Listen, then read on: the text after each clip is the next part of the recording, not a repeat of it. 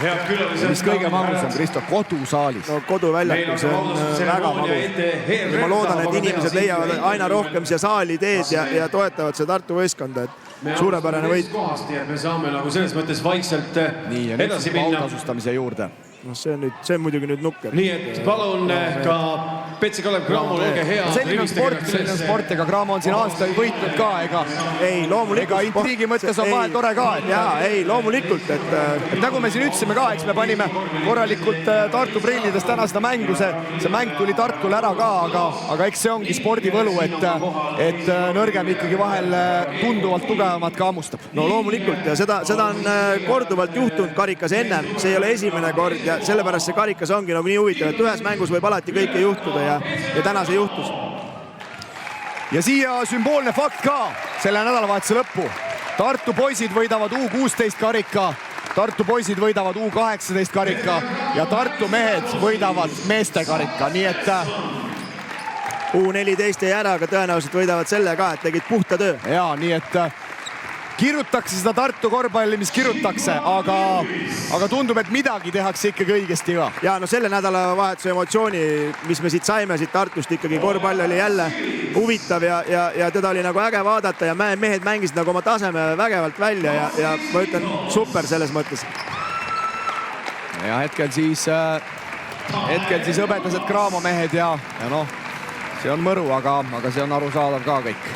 Spordis on alati nii, et kõik võita ei saa, üks peab alati kaotama ja tuleb osata kaotada ka, aga ikkagi minule isiklikult meeldib, kui nõrgem suudab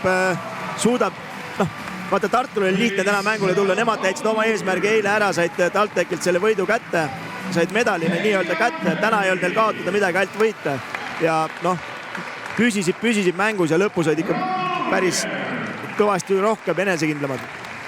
Ja samal ajal, kui Cramo mehed siin õuemedaleid kaela saavad, siis olgu veel kord üle räägitud, kuidas Tartu siia karikavõiduni siis sel hooajal jõudis. Kõigepealt kohtuti esimeses ringis Saku esiliigas mängiva Geeneli eest noorteliigaga. Mõlemast mängust väga suures skoorilised võidud. Seejärel kodus kaotati veerandfinaali esimene mäng Pärnule 73-82. Mindi Pärnusse, võeti 11-punktiline võit lõpukorviga siis Emmanuel Vembi esituses 71-60. Eile oldi TalTechi vastu korraks teisel poolel 13-ga taga. Mäng võideti 88-71 ja ülejäänud on juba ajalugu. Ülejäänud on juba ajalugu jah, et noh, seal karikas need esimesed ringid, nagu te ka stuudios rääkisite, need võiks tegelikult nende ülemiste võistkondade jaoks ära jääda ja need nõrgemad võiks omavahel saada mingi karika mängida. Aga see, mis siin hetkel lõppvaatuses välja rullub, see oli vägev üritus siin Tartus. Aga vaatame siis hoolega, kas tänane tulemus paneb Kalev Cramo võistkonnas mingid muutused liikuma. No Talt saab hingata, need võiks nagu vähemalt selle hooaja lõpuni saada hingata, aga ma loodan, et see ei ole ühekordne sähvatus Tartu poole, et nad suudavad pärast seda head emotsiooni ka terve hooaja näidata normaalset mängu. Aga see on ikka tõesti uskumatu, kuidas sisuliselt paari päevaga see meeskond on oma oleku ja mängu täielikult ümber pööranud, et eelmine pühapäev kommenteerisin Viimsis sama lugu, meeskond täiesti ebakindel, aga see on ka ajalugu ja see võistkond paari päevaga on ikkagi teinud 180 kraadi pöörde. Sa vaata, siin Maasurs istub siin meie ees ja mees siiamaani ei usu, et ta selle mängu ära võeti.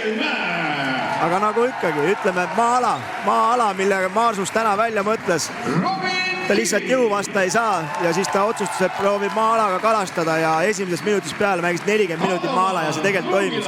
Kalev Cramo mängijad vaatasid ainult kitsingu otsa ja ülejäänud lihtsalt sümboolselt söötsid, vastutust ei võtnud ja lõpptulemus on tablool.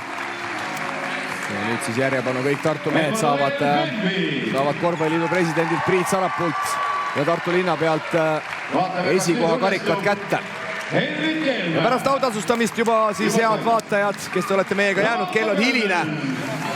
Aga tulevad kindlasti ka mängujärgsed intervjuud ja võtame siis mängumeestega kolmekesi selle karika nädalavahetusega ka viisakalt stuudios kokku, nii et püsige veel meiega, kel jõudu ja jaksu on jäänud.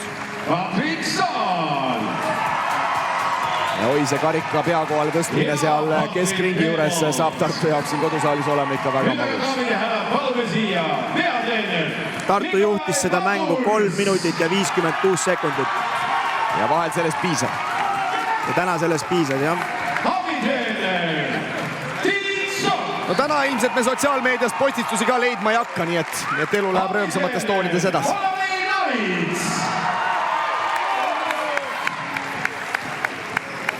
Füsioterapeut Rauno Kuusemäe. Varajased jõulud praegast Tartu võistkonnal. Manager Robert Peterson. Spordidirektor Janar Talts. Ja palume siia ka klubijuht Gert Rants. Ja kõik asjapulgad saavad ära mainitud, kes on selles võidus rolli mänginud. Suur valikas on veel hea peal. Teada anda teile superkarika finaalmängu MVP, Most Valuable Player. Ei tohiks küsimust olla, jah. Märt oli see mees, kelle otsa ikkagi vaadati seal lõpuhetkedel.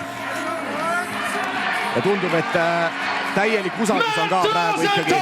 Maasurs usaldab Märt Rosenthali ikkagi 100%. Ja Märt on Tartus tagasi ja Karikas on ka Tartus tagasi. Saaks veel normaalsed püksid ka jalga. Ja nüüd hea publik, pange käed kokku. Teie ees on Eesti superkarika aga inimeste stiilid on erinevad, ju siis talle sobib see. Maks ja Moritz. No nii, ja nüüd siis juba karika üleandmine. Leedu poiss Trungilas võtab selle vastu. Ja Tartu linnapea Urmas Klaas siis ulatab karika kapten Adamas Trungilasele. Ja pidustused võivad alata, Kalev Cramo on juba saalist lahkumas. Ja nagu lubatud, head vaatajad, oleme valmis siis kohe ka intervjuudeks, nii et püsige laine.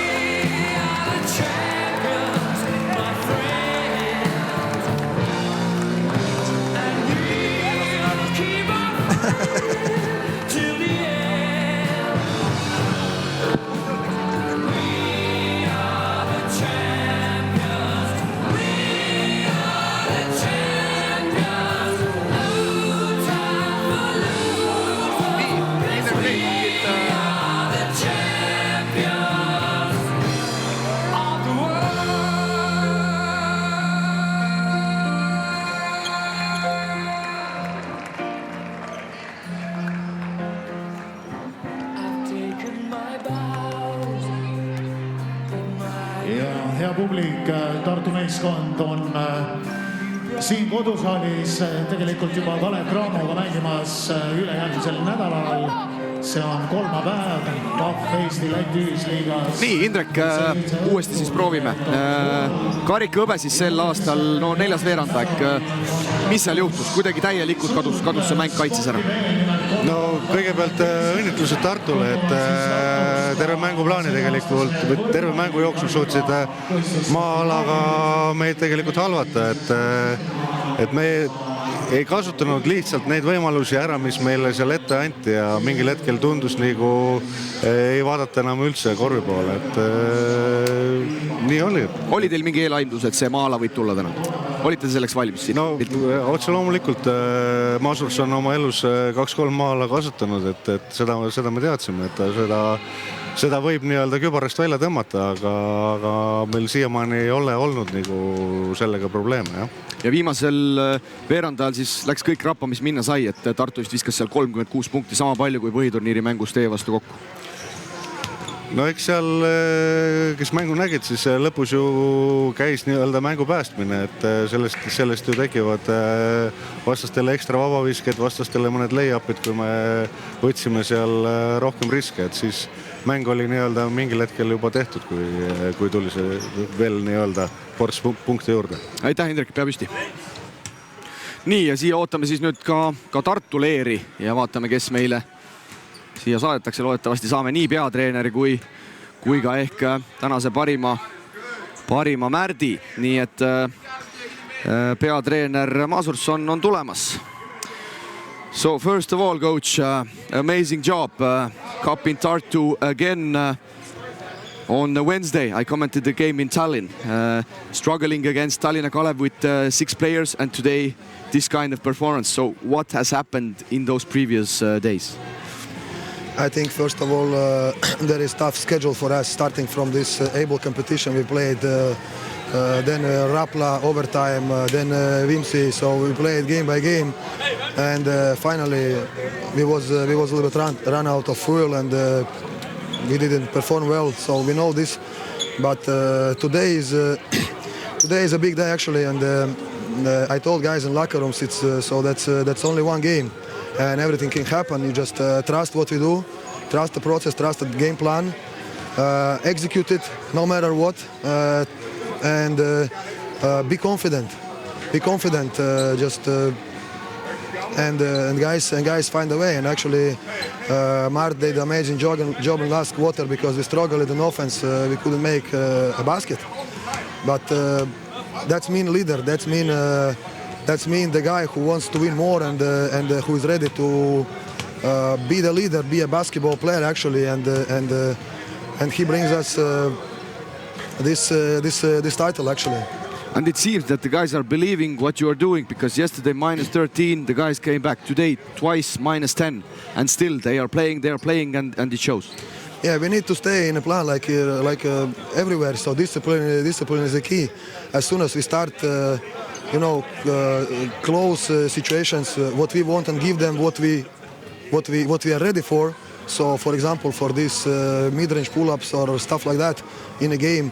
So then, if guys understand that, they are not hesitating after 1 or 2 makes in a row. They don't start to change the plan. So we stay on this, and finally we make them, let's say, to take a bad shot, to hesitate, to make extra pass, to do something else what they don't like to do, because Kalev actually is a very organized team, and they play very solid man-to-man offense, and I believe there was no chance if he would play a man-to-man zone today. But basketball game is every tactic is good if it works.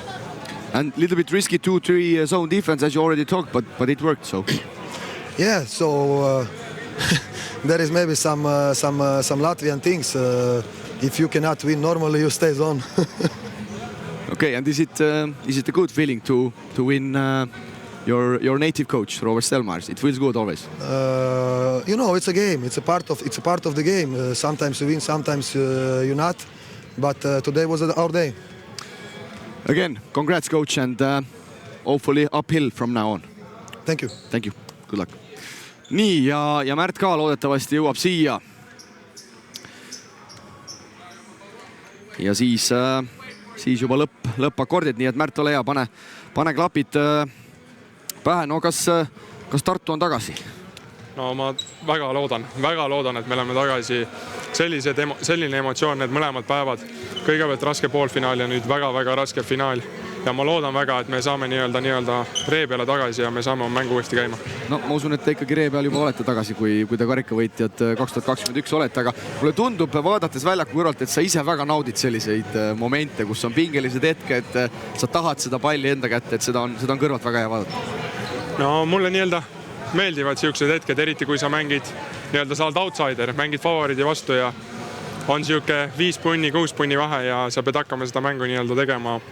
Ma naudin neid hetkesid ja et favoriidil ära panna. Aga küsisin seda ka peatreeneri käest, et kolmapäeval kommenteerisin ise teie Tallinna Kalev mängu, et no mis siis on paari päevaga muutunud, et selline pööre on toimunud? No me tegime see on nagu täielik tuhkatriinu lugu. See on tuhkatriinu. Me tegime üheskoos meeskonna söömise. Me arutasime seal, kõik mängijad rääkisid omavahel asjadest, kõik rääkisid, kuidas on. Ja ma arvan, kõige tähtsam selle nädalavahetusele juures oli see, et esiteks meil oli väga kõva publik, mõlemad päevad väga kõva publik ja me uskusime iseendasse ja meeskonnakaaslastesse, mis võib öelda, et eelnevad mängud seda ei näitanud ei ole. Aga see tõesti, need 2 mängu me uskusime, kõik olime maas, tulime järgi, me uskusime, ma arvan, et see oli ka võiduvõiti. Ja treenerilt suurepärane käik Maa-alane. Mõlemad mängud võib öelda, et treener tegi väga õiged valikud. Üks mäng vahetasime kõik ja nüüd mängisime praktiliselt kogu aeg Maa-ala. Ma arvan, et väga super valik treeneri poolt. No viimasel veerandajal viskasite 36 punkti, põhiturniiril viskasite kogu mängu peale Cramole 36 punkti, et see viimane veerandaeg vist jääb eriti hästi meelde. Ma nii-öelda enne mängu natuke mõtlesin selle peale nii endamisi, et eelmine mäng saime ainult 36 punkti ja ma ütlesin nii-öelda meeskonnakaaslas ka, et kõik ärge teie üldse selle peale mõelge, et lähme lihtsalt mängime oma mängu ja kui see ütleme, panime 4. 36, siis väga super. Igatahes Märt, vägev töö, palju õnne veel kord. Ja loodetavasti siit ainult ülesmäge. Suur tänud.